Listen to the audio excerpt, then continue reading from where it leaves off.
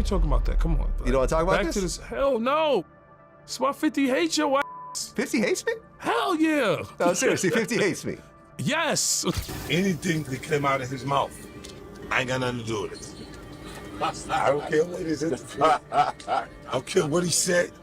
I'm telling you, 90% of the time, everything he's saying is something that I don't want you to know. I know you like to think you have your finger on the pulse of the black community. Everyone, trust me, everyone in the comments Vlad, let knows me about talk. our flight. I'm gonna quote something that people say about your show. Okay. Shut up and stop talking over people. Okay, so the You're a first- troll.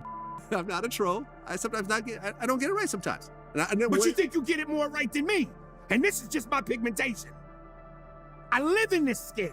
If there's one thing everyone knows about 50 Cent, it's that getting on his bad side is a bad move. And it seems like DJ Vlad might be learning that the hard way soon. Recently, Tony Yayo, who's been 50's right-hand man for years, announced on VladTV that he's quitting the show. The reason? 50 Cent doesn't want Yayo doing interviews for small checks anymore, unless Vlad's willing to cough up a few $1 million. So I'm sorry, Vlad. It's all good. It's my last one piece. I love y'all. So this is your last VladTV interview? Yeah. Okay. This is it, man. All right. It's all good, man. I'm happy. Now, for those who don't know, Tony Yayo has been one of the most consistent and popular guests on VladTV. His interviews pull in a lot of views, and losing him would be a huge blow to the platform. But 50 Cent apparently stepped in and made Yayo an offer he couldn't refuse. He told Yayo he'd give him $5 million to start his own podcast and stop giving away content for just a few $1,000. He said, yo, I'll give you a couple of million with 50 Action TV. So I'm like, Yeah. I could just go over there and get, you know, 5, 6 million. That's light work. That's breakfast for him. In fact, 50's even said before that most of what Yayo talks about in these interviews, especially on VladTV, are things he'd rather people not know. Anything that came out of his mouth, I ain't got nothing to do with it. I don't care what it is. I don't care what he said. I'm telling you, 90% of the time, everything he's saying is something that I don't want you to know. So, from 50's perspective, why should Yayo keep spilling industry secrets for chump change when he could launch his own show and make way more money? Unless, of course, Vlad is willing to come up with the millions. And let's be real, people are already saying there's no way Vlad would ever pay a black man that kind of money. This is the same guy who reportedly disrespected Marlon Wayans when Marlon asked for $40K to be on the show. So imagining Vlad handing over millions seems far-fetched. Unless you got some million for me. I mean, I ain't got no millions right now, but you know what I'm saying? you got million. You got a Richard Million. You ain't got millions. But why does 50 Cent not want Yayo on VladTV anymore, aside from the money issue? Well, the reason seems to be pretty straightforward. 50 just doesn't like Vlad, plain and simple. Why are we talking about that? Come on. Vlad. You don't want to talk about Back this? to this. Hell no. It's why 50 hates your ass. 50 hates me? Hell yeah. No, seriously, 50 hates me. Yes. As we all know, Vlad has built his platform off of hip-hop and black culture, often interviewing everyone from celebrities to street figures, getting them to talk about their personal lives and sometimes their connections to the streets. Vlad's interviews often dig into some of the best-kept secrets in the industry, but here's where the problem lies. Vlad has also invited people onto his show who claim to have been affiliated with 50 Cent, some even saying they were in the same car as him or caught bullets with him. Stories that 50 wants nothing to do with. At this point in his life and career, 50 Cent is done with any gang-related nonsense. He's made it very clear that he wants to stay far away from anything that could even remotely lead to a RICO case. In an interview, he straight up said that he would rather catch a body than get hit with a RICO charge. That's how much he's against anything that could tie him to gang connections. Culturally, they're going gang, gang, gang. When I get on the record with them, I'll go, I am not gang gang. I do not gang bang. I don't like RICO. I don't like conspiracy. Right. You know, give me a homicide right now. I'll take a homicide right now before you give me that. So when Vlad started having guests on his show telling stories that painted 50 in a certain light, it was a major turnoff for him. But one of the biggest reasons 50 Cent is reportedly set on taking down Vlad is because of a long-standing rumor that VladTV sets people up for trouble, especially those who go on his platform. This rumor has been circulating for a while, but what's even more shocking is the disturbing pattern people have noticed. 19 rappers have died violent deaths after being interviewed on VladTV. That's not just a rumor. Even Vlad himself brought it up during an interview with Boozy. After Fulio got I decided to go through all my interviews and write down all the people I interviewed that have died violently. I counted 19 people.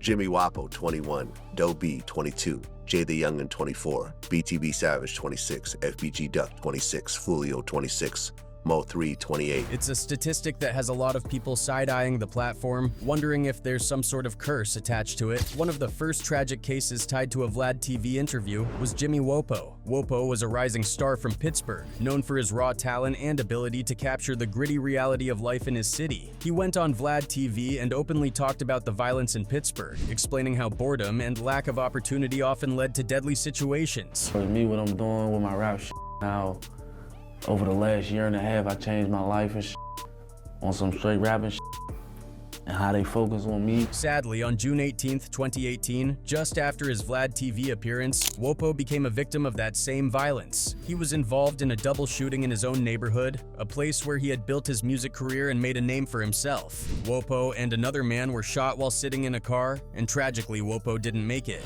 He was pronounced dead just 90 minutes after arriving at the hospital. His emder sent shockwaves through the industry, especially since he had just been on Vlad's platform talking about the very issues that took his life. Another heartbreaking case is Doe B, an up-and-coming rapper who was signed to T.I.Quo.'s Grand Hustle label and part of the Hustle Gang crew. Doe B had also appeared on VladTV, and his potential was undeniable. Hard, like so when I signed my name to it, I just been working on even harder, you know what I'm saying? We slowed down one bit. Unfortunately, he didn't get the chance to fully realize his career. On December 27, 2013, he was shot and offed in his hometown of Montgomery, Alabama. The incident occurred at Centennial Bar and Grill, where gunfire erupted, leaving Doe B and another person dead and several others injured. It was a tragic loss not only for his family and fans, but also for the entire hip-hop community, as Doe B had been someone people were rooting for. Then there's J D Youngan, another rapper whose life was cut short not long after his VladTV appearance. I mean, that's another thing. Like, I'm proud of myself because I give a lot of people motivation. I motivate a lot of people to succeed. J D Youngan, best known for his hit song 23 Island and other tracks that made waves in the streets, was gunned down in his hometown of Bogalusa, Louisiana on July 27, 2022. J D Youngan was shot alongside his father in a brutal attack that shocked everyone. His father survived, but J D Youngan succumbed to his injuries. He was just 24 years old, and the news of his death left many questioning whether the VladTV curse had struck again. Next on the list is BTB Savage. His story is especially chilling because of how fast things unraveled. Just days after sitting down with DJ Vlad and sharing the details of an attempted robbery at his Alamo City apartment, where he claimed to have offed one of the intruders in self-defense, BTB Savage was gunned down in Houston. Here we go. Today we have BTB Savage, who was recently involved in killing a man in self-defense who tried to rob him at his home. Welcome to VladTV. Yes, sir. What's the deal, Vlad? It all went down on Thursday, March 30th, 2023, when he was shot and offed while sitting in his vehicle in the River Oaks area of Houston around 6 p.m., the timing of his death, so soon after the Vlad interview, left many people speculating whether his appearance on the platform had played a role in making him a target. BTB Savage's story wasn't just about surviving an attack. It seemed to have attracted more attention than he could have imagined, and it ended with him paying the ultimate price. Then there's FBG Duck, another rapper whose life was violently cut short not long after making headlines for the wrong reasons. Duck was shot dead on Tuesday, August 4th, 2020 in a brutal daytime attack in Chicago's Gold Coast neighborhood, one of the city's high-end shopping districts. 4 gunmen emerged from 2 cars and opened fire on him while he was standing on the sidewalk. The brazen ambush didn't just take Duck's life, it also injured 2 innocent bystanders. Duck, whose real name was Carlton Weekly, was a known member of the Gangster Disciples and had made plenty of enemies through his music. He frequently dissed his dead rivals, and authorities believed his emder was in direct retaliation for some of his inflammatory lyrics. Duck was hit by multiple bullets and died about 30 minutes later at Northwestern Memorial Hospital. His death was another reminder of how deadly rap beefs can be, especially when combined with street affiliations. Mo 3, whose real name was Melvin Noble, was yet another artist whose life ended in tragedy after being on VladTV. I brought my boy with me. You see him? That's Roy Lee. That's Roy Lee, man. I brought my boy. Okay. Yeah. We on Vlad. On Wednesday, November 11th, 2020, Mo3 was chased down and offed in a shocking daylight shooting on a Dallas freeway. The 28-year-old rapper had been driving on Interstate 35 when a black sedan pulled up. The suspect, described as an adult black male, got out of the car and approached Mo3, who immediately jumped out of his own vehicle and started running. The gunman chased him down, firing multiple shots and striking Mo3 several times. Despite being rushed to a nearby hospital, he didn't survive his injuries. The brazen nature of the attack, happening in broad daylight on a busy highway, left many people stunned. Mo3 had been on the rise in the Dallas rap scene, but his life was abruptly taken in a way that felt like a scene from a movie. Next up is Draco The Ruler, a rapper whose death came in a different but equally brutal way. All right, here we go. Draco The Ruler. Yeah. Fresh out of jail. Fresh out. After doing 3 years. 3 years. Facing life. Draco was fatally stabbed during a concert at L.A.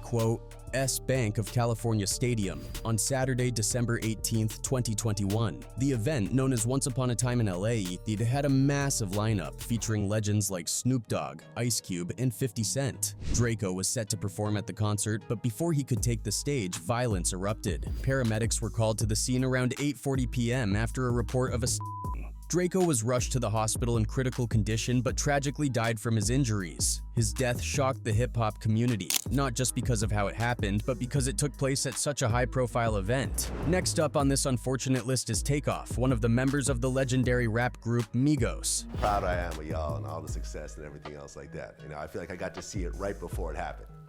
Appreciate it, man. Appreciate everything. Appreciate everything. Hard work pay off. Takeoff was tragically shot and off during the early morning hours of Tuesday, November 1st, 2022, outside of a Houston bowling alley. He and his uncle, Quavo, were attending a private party at the venue called 810 Billiards and Bowling in downtown Houston. What started as a chill night took a violent turn, and before anyone knew it, shots rang out. Takeoff was hit by a bullet in the head or neck area and was pronounced dead on the scene, according to reports from KPRC, a local NBC affiliate in Houston. This was another shocking loss for the hip-hop world, and many fans were left devastated. Takeoff was known as the quiet, laid-back one of the group, so his death hit especially hard, as he was never really caught up in the drama or controversy that other rappers sometimes face. Next on the list is Chinx Drugs, a promising rapper from Queens who was also taken far too soon. You know what I'm saying? I was making off of hustling, and I would take that money and put it into the studio and, you know what I'm saying, put my money back into myself. And,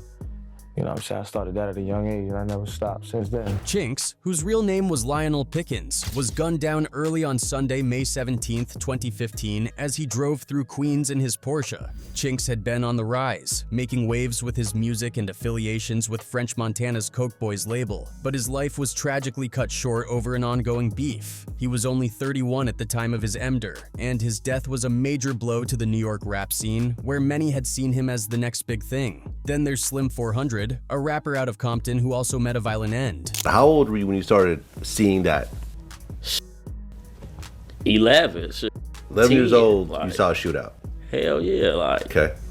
You had other neighborhoods trying to come through our neighborhoods. On Wednesday, December 8th, 2021, Slim 400 was shot and offed in Inglewood, California. Police who were patrolling the area heard gunshots and rushed to the scene, only to find Slim 400 lying on the ground, suffering from a gunshot wound. Despite receiving medical attention and being rushed to the hospital, Slim 400 didn't make it. He was another artist who was deeply tied to his city's culture, and his death shook the West Coast rap community. Nipsey Hussle, another huge name on this tragic list, was gunned down on March 31st, 2019, in front of the Marathon clothing store he owned in South Los Angeles. Nipsey wasn't just a rapper.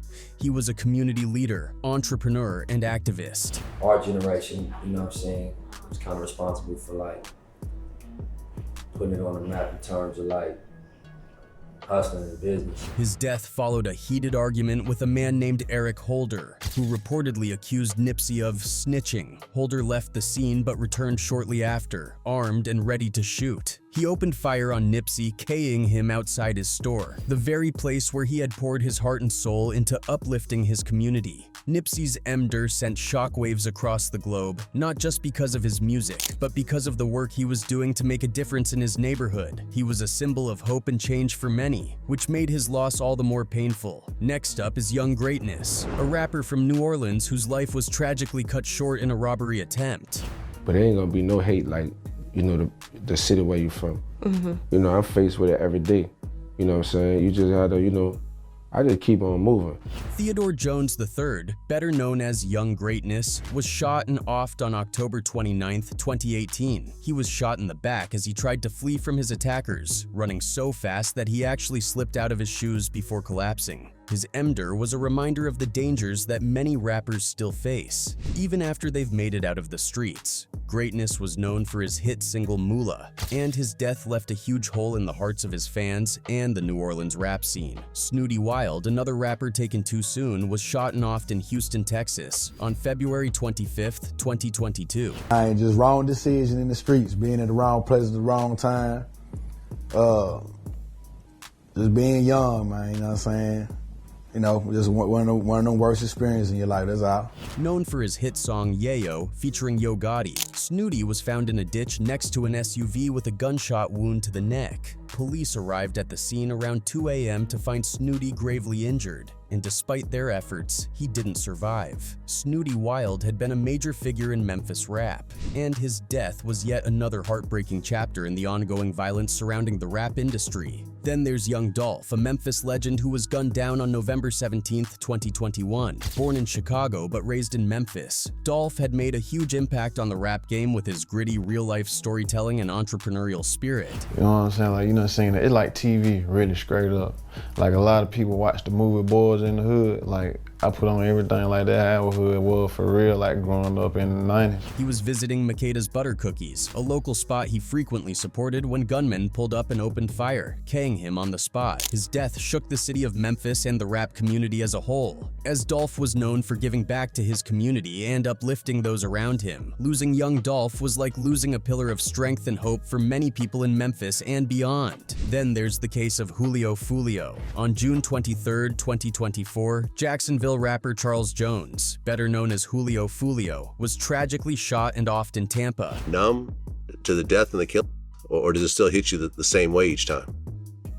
I'm numb. Like I said, I done seen death like so many times. He had just celebrated his 26th birthday that Friday and was reportedly staying at an Airbnb with some friends. However, later that night, he decided to get a room at a nearby Holiday Inn, where he would ultimately be ambushed. During the attack, several other people were also injured, but Julio Fulio's wounds were fatal. He died from his injuries shortly after the shooting. While it's undeniable that many of these rappers were involved in street activities, people can't help but wonder whether their appearances on VladTV may have played a role in their untimely deaths. The pattern of violence following certain rappers after they've done interviews on the platform is unsettling to say the least. It's no surprise that 50 Cent wants Tony Yayo off VladTV. As mentioned earlier, 50 himself has had a complicated history with Vlad's platform. As we all know, one of the most well-known incidents in 50's life is when he was shot 9 times in 2000 while leaving his grandmother's home in South Jamaica, Queens. Although he miraculously survived the attack, the trauma from that day undoubtedly left more than just physical scars. Having to constantly relive the moment during interviews isn't something 50 enjoys, which brings us to Vlad.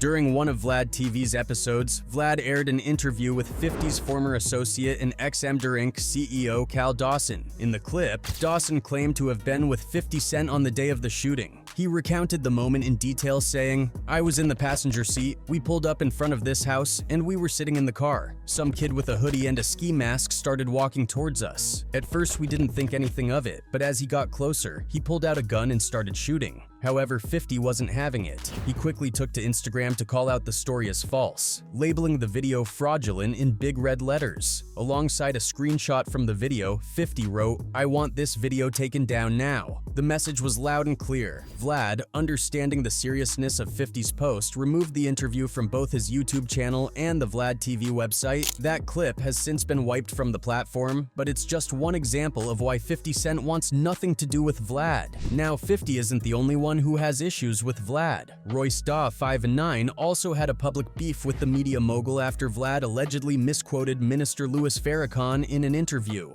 Royce demanded that Vlad issue a public apology for his actions, which ultimately sparked a larger backlash. Frequent VladTV guests, including Lord Jamar and comedian Godfrey, distanced themselves from the platform, withdrawing their support. Social media buzzed with people accusing Vlad of being a culture vulture, someone who profits off of the black community without giving anything meaningful back in return. Around the same time, people began blaming Vlad for contributing to the arrest of Brooklyn rapper Casanova. Although Vlad's name wasn't mentioned in the FBI's indictment, many believe that interviews on his platform put rappers in dangerous positions, as if the content was being used by law enforcement as evidence. Whether there's any truth to this speculation or not, the controversy added more fuel to the fire that Vlad was exploiting rappers for clicks, and some fans began calling him out as a potential tool for the authorities. Given all of this, it's no wonder 50 Cent wants Tony Yayo out of the VladTV scene for good. With 50's backing, Yayo could potentially launch his own platform,